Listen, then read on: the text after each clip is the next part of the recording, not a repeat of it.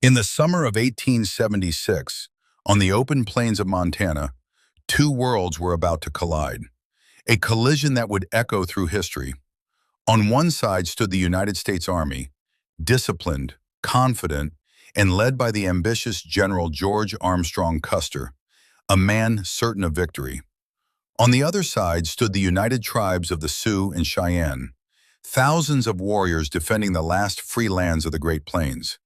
The Sioux were more than fighters. They were a nation, bound to the land, the buffalo, and ancient traditions that shaped every part of their lives.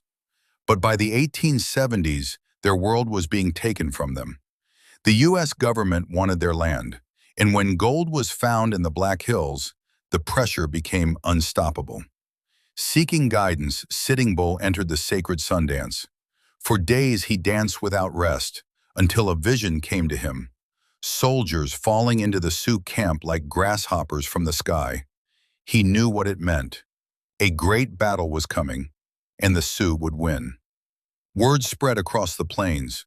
Sioux, Cheyenne, and Arapaho warriors gathered in the largest tribal camp the Great Plains had ever seen.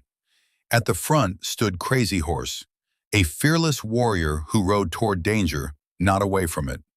Meanwhile, Custer made his fatal mistake. He believed he faced only a few hundred warriors. In reality, more than 2,000 waited for him. Convinced of his own brilliance, Custer divided his regiment, walking straight into the jaws of the greatest native force ever assembled. When the attack began, it came like a storm. Crazy Horse led the charge, riding directly into gunfire, shouting, "Today is a good day to die." The 7th Cavalry broke under the assault. Dust filled the air, horses screamed, bullets and arrows tore through the chaos. Custer's men were pushed back again and again. Finally, Custer and his remaining soldiers retreated to a small hilltop. There, surrounded on all sides, they made their last stand. It didn't last long.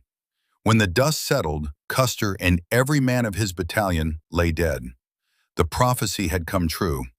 The Battle of Little Bighorn was the greatest Native American victory in history, and the last, because a year later, the United States returned with overwhelming force. The Sioux were hunted, starved, and forced onto reservations.